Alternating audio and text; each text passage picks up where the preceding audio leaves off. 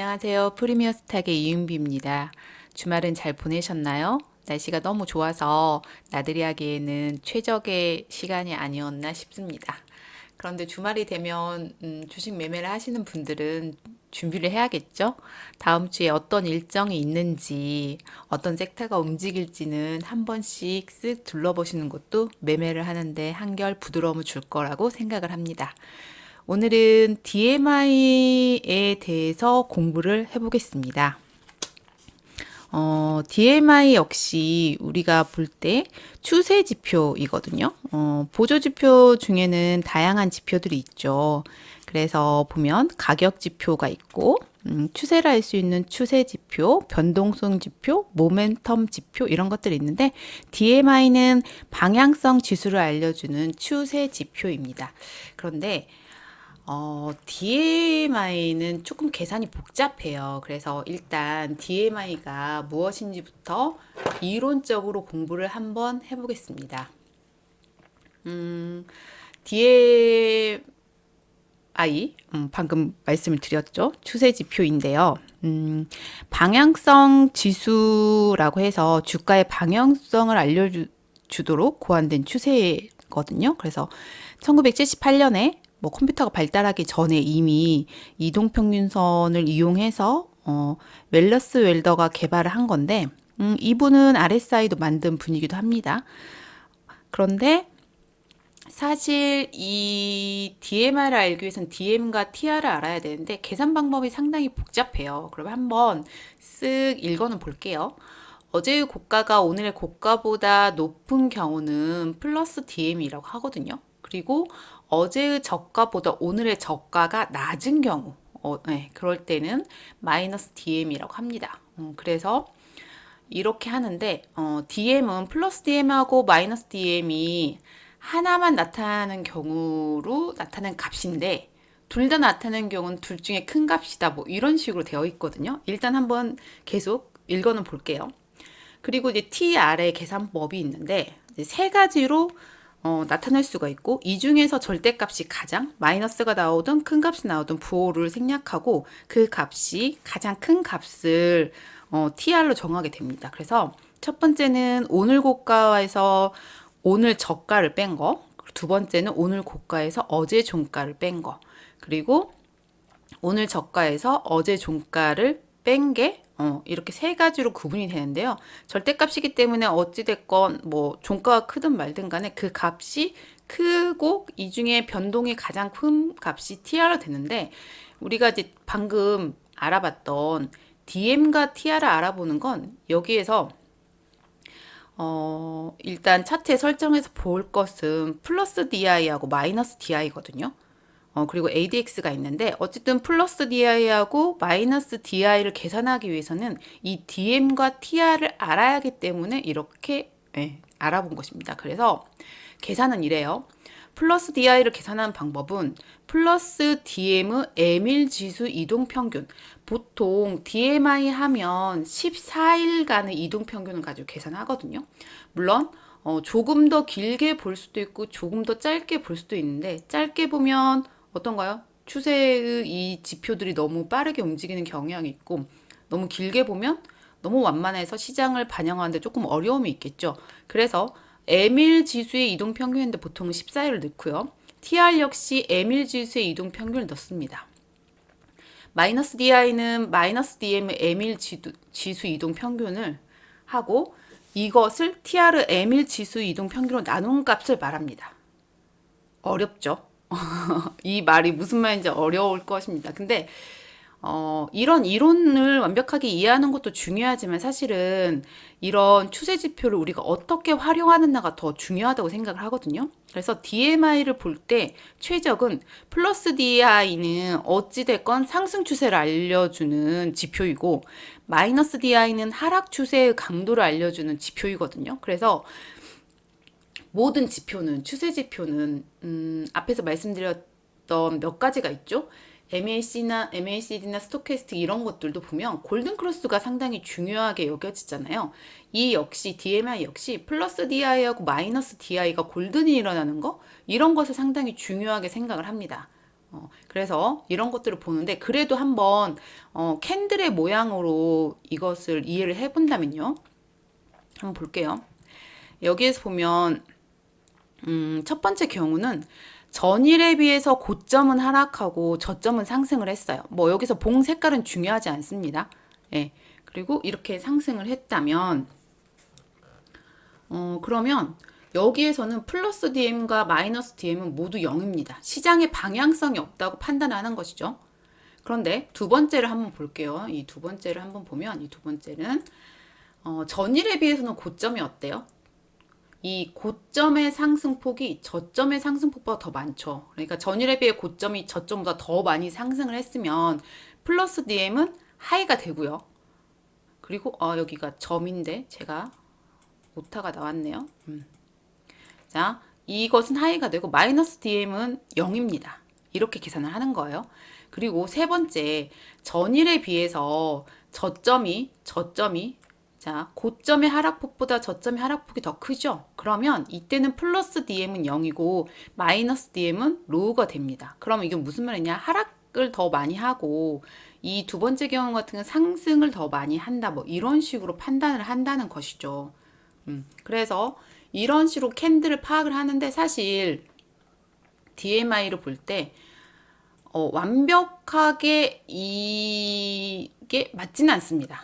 일단 DMI를 차트에 설정을 한 후에 한번 더 자세히 알아볼게요. 모든 보조지표는 비슷합니다. 마우스를 차트 위에 놓고 우클릭을 하시면 여기에 지표 추가가 나오죠. 지표 추가해서 DMI라고 적겠습니다.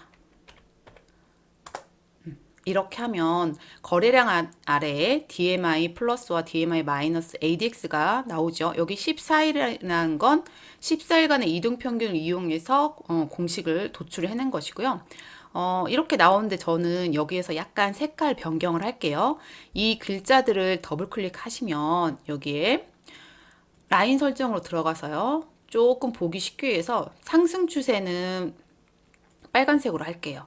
그리고 하락 추세는 파란색으로 하겠습니다. 그리고 ADX는 이거는 ADX 지표는 약간 분명한 추세를 가지고 있는 선이거든요. 그래서 진행 강도가 강하다는 걸 알 수 있어요. 그래서 만약에 ADX가 조금 더 기울기가 강해진다. 그러면 얘는 진행 강도가 강해지고 상승하는 그 강도가 강해지구나 이런 식으로 판단을 하거든요. 그래서 ADX는 어찌됐건 그 방향성을 결정짓는 거기 때문에 이거는 확실히 차이가 나게 해서 검정색으로 하겠습니다. 그리고 기준선을 한번 기본은 10하고 30이 되어 있는데요. 저는 50을 한번 추가해서 볼게요. 기준선 해서 이거는 실선보다는 점선으로 표시를 하겠습니다. 그러면 이런 식으로 나오잖아요. 자, 조금 전에 제가 이제 아까 그림을 해서 말씀을 드렸던 게 이 봉과 이 봉을 한번 보세요. 큰 차이는 없는데 저점과 고점이 이거는 근데 하락폭이 거의 비등비등하네요. 그쵸? 그러면 이럴 때는 플러스 DM도 마이너스 DM도 어떤가요? 0이라고 말씀드렸죠. 그런데 지금 플러스 DM 이 빨간색이고 마이너스 DM 파란색이죠. 변동성이 이렇게 보니까 너무 큰 것처럼 보이잖아요. 그렇죠? 그래서 한 봉 한 봉을 보면서 DMI를 이렇다 저렇다 하고 한다는 판단을 하기에는 조금 무리가 있습니다. 그래서 어떤 것들을 더 잘 봐줘야 되냐면 제가 보는 DMI는 이렇습니다. 일단 DM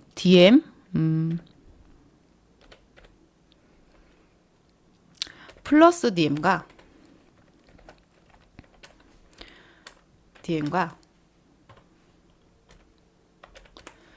마이너스 DM이 골든이 나왔느냐. 네, 골든이 나와줘야겠죠? 골든 크로스 좋으니까. 그리고 여기에서 골든이 나왔을 때 ADX는 상향 추세인지 이것을 봐줍니다. 그리고 이거는 조금 더 제가 이제 구체적으로 말씀을 드리면 플러스 DM과 마이너스 DM이 골든이 나왔다고 해서 모든 게 좋진 않죠. 우리가 스토캐스틱도 마찬가지고 MACD도 마찬가지고 이동평균선의 골든 크로스도 마찬가지입니다. 거래가 들어오지 않고 수급이 없는 상태에서 이 보조 지표들이 무언가 큰 역할을 하기를 기대한다는 건 조금 무리가 있어요. 그래서 거래량을 봐줘야 되는데 전일 대비 몇 프로? 300% 정도? 그리고 그동안 봤던 건 60봉 정도였죠. 60봉 정도에 200% 정도가 들어왔는지, 그러니까 거래량 캔들만 보면 뭔가 이렇게 올라와 있는 거, 이런 것들을 보면 알 수가 있죠. 그래서 수급이 들어온 상태에서 DMI도 판단을 하는 게 옳다라는 결론을 내릴 수가 있고요. 다른 거는 제가 조금 더 보는 거는 이 DMI와 플러스 DM과 마이너스 DM의 이격을 봅니다. 뭐든지 이격이 좁혀졌다, 커지면 뭔가 그만큼 더 수급이 들어오고 주가가 상승을 했다는 거거든요. 그래서 이격이 작은 상태에서 뭔가 이런 거 골든이 나오고 이런 것들을 보면서 DMI를 이제 결정을 보면서 이게 넣거든요. 그러면 한번 차트를 볼게요. 이때 한미글로벌이 2022년 1월 8일 보면 이걸 보면 뭔가 많이 들어온 것처럼 보이지만 사실은 이때는 잘 모릅니다. 그리고 DMI 보면 이렇게 하락과 상승을 반복하고 이렇게 골든이 반복하는 이런 차트에서 이 방향성을 어떻게 판단하는 이거는 조금 무리가 있는 것 같고요. 보시면 자, 한미글로벌 이렇게 자, 저는 이때부터 보겠습니다. 보시면 여기에서 약간의 거래가 들어왔지만 뭔가 이 것들이 어떤가요? 약간의 박스권을 이루면서 그쵸? 이걸 색을 좀 변경하겠습니다. 검정색으로 하고 내부는 이렇게 조금 할게요. 그러면 다시 이걸 지우고 볼게요. 수급이 들어오네 뭔가 여기서 박스권을 만든 후에 어떤가요? 이때 다시 수급이 들어와 주죠. 그러면 대략적으로 뭐 60봉은 안 되지만 뭐 이렇게 보시면 이때 DI와 그러니까 플러스 DI와 마이너스 DI가 어떤가요? 뭔가 이격이 좀 좁혀졌다가 상승 추세로 돌아서고 있죠. 그러면 이날 보면 한미글로벌이 상한가를 갑니다. 그러면 이 종목은 추적을 계속 하는 거죠. 이렇게 보면 ADX가 계속 상승 추세로 돌아서죠. 무려 70까지 가는데 고점 신호가 어디냐라고 판단을 하긴 조금 어렵습니다. 판단을 하기는 어렵지만 일단 50이 넘어간다면 뭔가 이제 조심을 해야겠죠. 하지만 그렇다고 바로 매도를 하거나 그런 건 아닙니다. 왜냐하면 우리는 추세 지표를 DMI 하나만 보는 건 아니죠. 그래서 이 종목을 이렇게 상승한 대세 상승을 보여줬던 종목을 보면 이렇게 한번 옆으로 밀어볼게요. 플러스 DI가 하염없이 상승을 하지도 않고요. 마이너스 DI가 하염없이 하락을 하진 않습니다. 이것들이 이격이 이만큼 벌어졌지만 이것도 색깔을 바꿀게요. 죄송합니다. 이거는 노랑으로 한번 해보겠습니다. 그러면 이걸 지우고 여기에서 이격이 이렇게 벌어져 있는 상태에서 어떤가요? 이격이 조금 더 줄어들죠. 그리고 여기에서 플러스 DI하고 마이너스 DI가 키스를 하면서 어때요? 방향성을 나타내는 ADX를 또 골든을 해주죠. 그러면 우리가 캔들에서도 알 수 있지만 어느 선에 더 이상 하락을 보여주지 않네요. 그리고 나서 다음 날도 20% 가까운 상승을 보여주고 있습니다. 그래서 이런 식으로 DMI를 판단하는 게 옳지 않나라는 생각을 하고요. 저 역시 그런 식으로 판단을 하고 있습니다. 말씀드리지만 추세 지표를 단 한 가지로 모든 것들을 판단한다 하는 건 굉장히 큰 오류로 나올 수가 있으니 이렇게 참고적으로 봐야겠다. 그래서 캔들의 추세라든지 다른 보조 지표들의 추세까지 같이 넣으면서 거래량 수급이 얼마나 들어왔는지까지 확인을 해줘야 됩니다. 다른 차트도 한번 보겠습니다. 자, 바이오니아 일봉 차트인데요. 여기에서 보세요. 이때 7월 8일 날 시가 갭을 띄우고 약간의 꼬리를 달면서 이 종목이 상한가를 갔는데 상한가 간 날 보이시나요? 여기에서 보면 이 빨간색이 파란색 어쨌든 골든을 이뤄놓은 상태에서 ADX를 어떻게 한가요? 추세 지표를 골든을 일어나면서 여기 주가는 상승을 했습니다. 그리고 이렇게 보면 플러스 DI가 어때요? 가파르게 상승을 했죠. 그러면 뭐든지 가파르면 피로도가 있습니다. 이렇게 주가는 뭔가 조정을 약간 보이면서 이때 살짝 반등이 나와줬죠. 음. 그런데 사실은 뭐 이 종목은 어찌됐건 이 DMI로만 판단을 한다면 이게 굉장히 좋은 봉이 되잖아요. 그러면 자 보세요.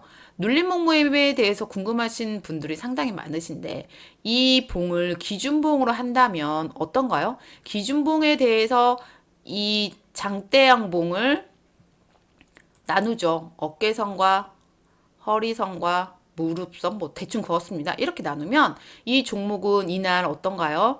이미 1차 가격을 주고 자, 몇 프로 상승했는지 볼까요?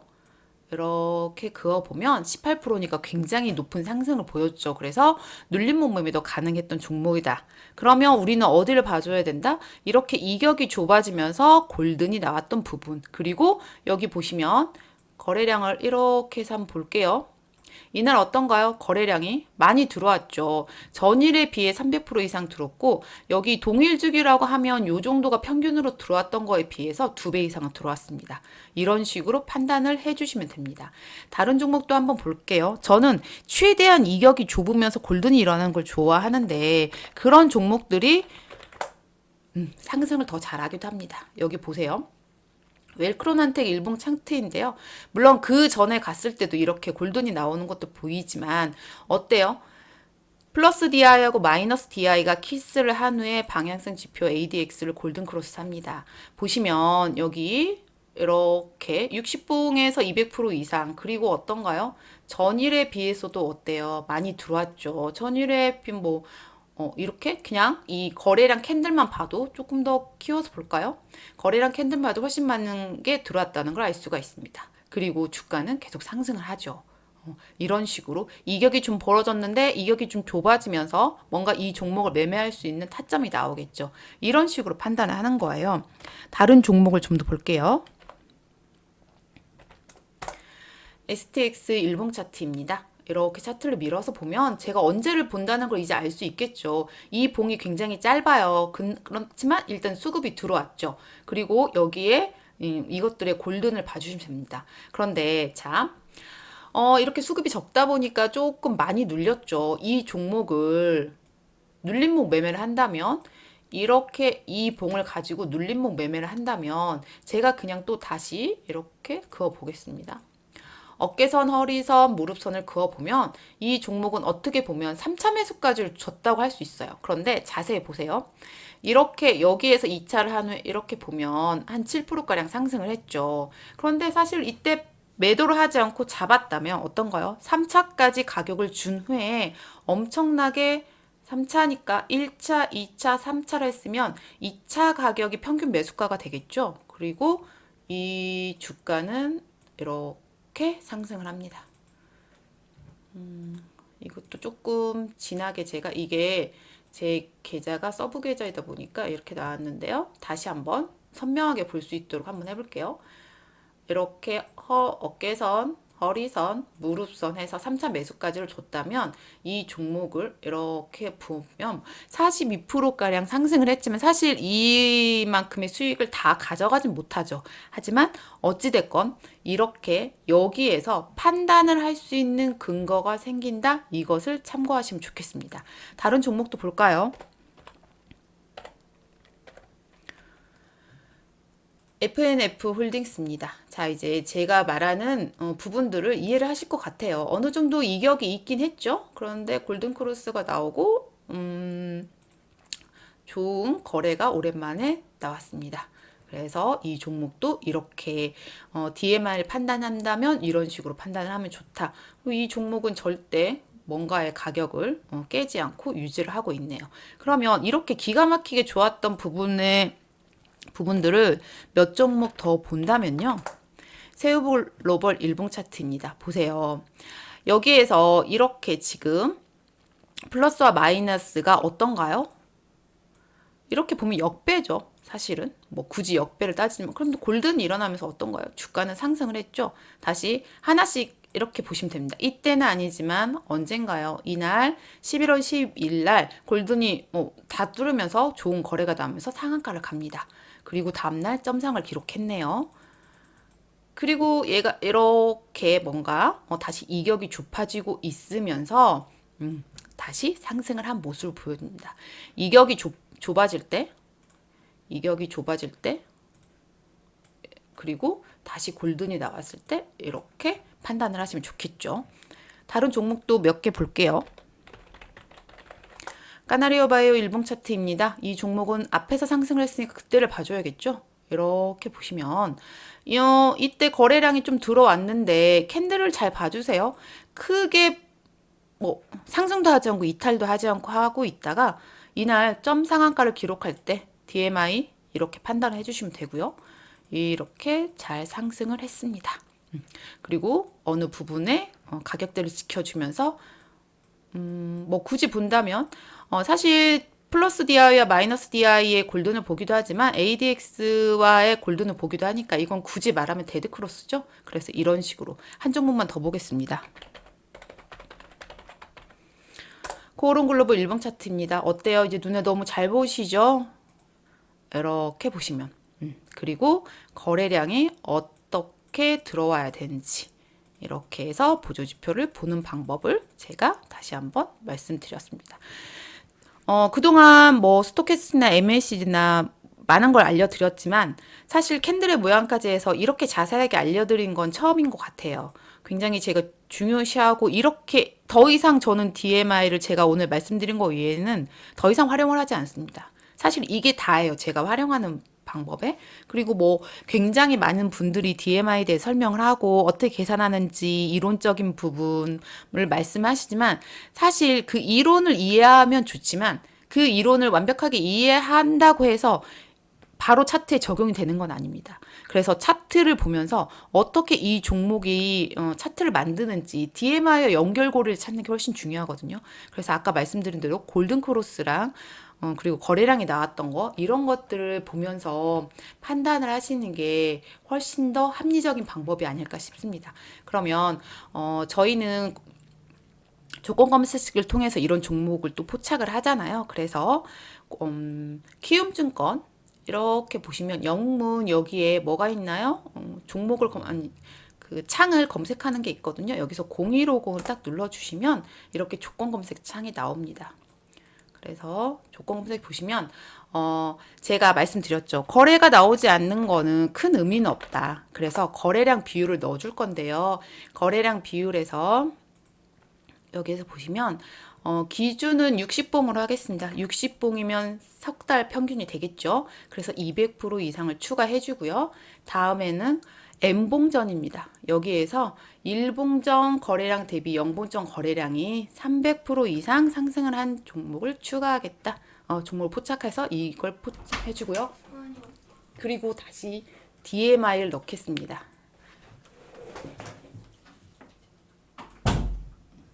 죄송합니다. 여기에서 DMI를 이렇게 넣을게요.